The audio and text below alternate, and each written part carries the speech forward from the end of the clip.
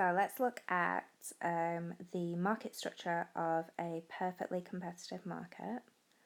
Perfectly competitive.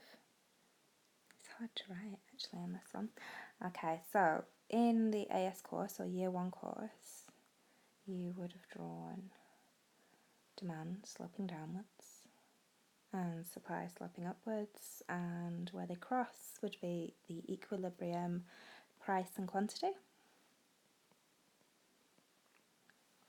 Okay, so when we're looking in the second year, we're looking at the individual firm. So this is showing the market, and this is showing a perfectly competitive market or a competitive market, whatever you want to call it. Okay, so the price is set by demand and supply.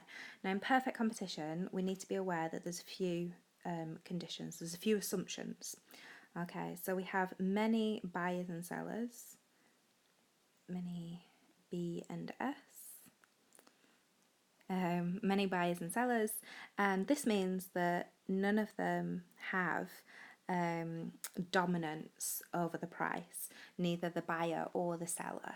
Okay, so none of them are big enough to kind of influence the price. So say what this means is, say if one person in the market decided, you know what, I don't like this product anymore, I'm not going to buy it, it's not going to shift demand significantly. Again, if one firm enters the market or one firm leaves the market, it's not going to shift supply significantly. So this would mean for market share, each of the sellers have a really small proportion of the market, and it's not a very concentrated market.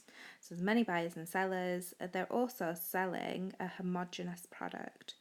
Homogeneous. Sometimes the American spelling, they don't put the E in there, but I'm British, so I'm going to put the E in. So it's a homogeneous product, so it's exactly the same. It's an identical product no matter who sells it. So this could be, I suppose, like currency in some ways is sometimes thought it's a homogenous product, so it doesn't really matter where you get your product from. If you're going on holiday and you want to buy some euros, it doesn't matter if you go to the post office or a bureau de change in another bank or a travel agent, you're still going to be buying the same product. Now the price does differ slightly depending on where you go on, but that would be a good example to use. So many buyers and sellers. This is caused because there are few, if any, barriers to entry. That means there are many sellers in the market, and we also have a homogeneous product. We also, there's one more. We also have perfect information as well. And what this means is that if there's a seller in the market, a producer who's selling the product for less, all of the buyers automatically will know about it, and they will switch to that producer, and that will be significant later on. So if on the y-axis we put costs and price, sometimes it's shown as, and along the bottom we're going to put output because we're looking at the individual. I might not be able to fit that in, but you know what I'm trying to say. We're looking at the individual firm in this diagram. So because there are many buyers and sellers and the product's homogeneous, so no one firm has an advantage over another in terms of, their product being branded or something, and they haven't, there's no customer loyalty basically. That means that's what kind of homogeneous kind of means. It means that the firm is going to be a price taker, so they are going to take the market price that is set by the market. So that's going to represent their demand curve. It's perfectly elastic, and what that means is that the demand curve which we know is equal to average revenue, is actually going to be the same as marginal revenue as well. They're all going to equal each other because one more person buying the product from this firm will just be the same as the price. It's going to bring in the same amount as the price. you don't need to lower the price to attract more customers to the market. They're just going to be taking the market price that's set. That's why it's perfectly elastic.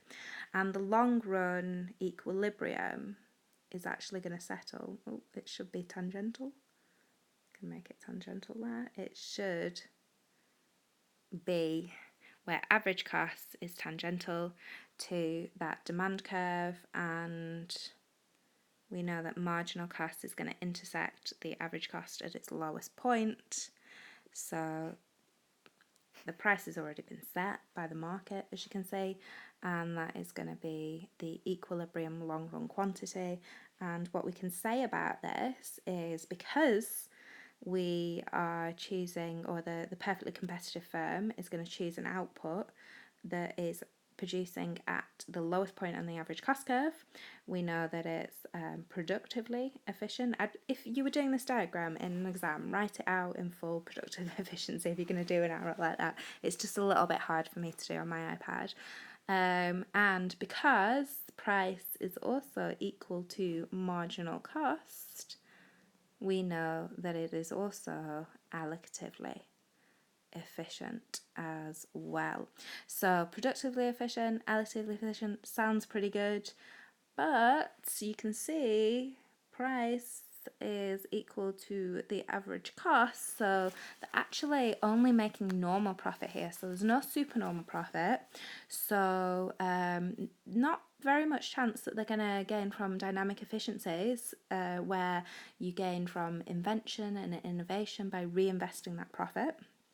So if we compare it to monopoly, we're not going to gain from that. And also, as I said before, I said there's many buyers and sellers, and they're all quite small, all got a small market share. So that means no economies of scale either. So actually, occasionally we might find that a monopoly producer in a market like this possibly could be more efficient because they're able to reinvest the profits that they make. Obviously, it wouldn't be allocatively efficient because there'll be the presence of supernormal profit suggests that there's some customers that are going to be losing out and not getting the product, but you may be able to reinvest and push that average cost curve down, so in the long run more customers may benefit, and they're not going to gain from economies of scale because they're not going to be very big. They're going to be small businesses. They're going to be small because we've got many buyers and sellers in this market.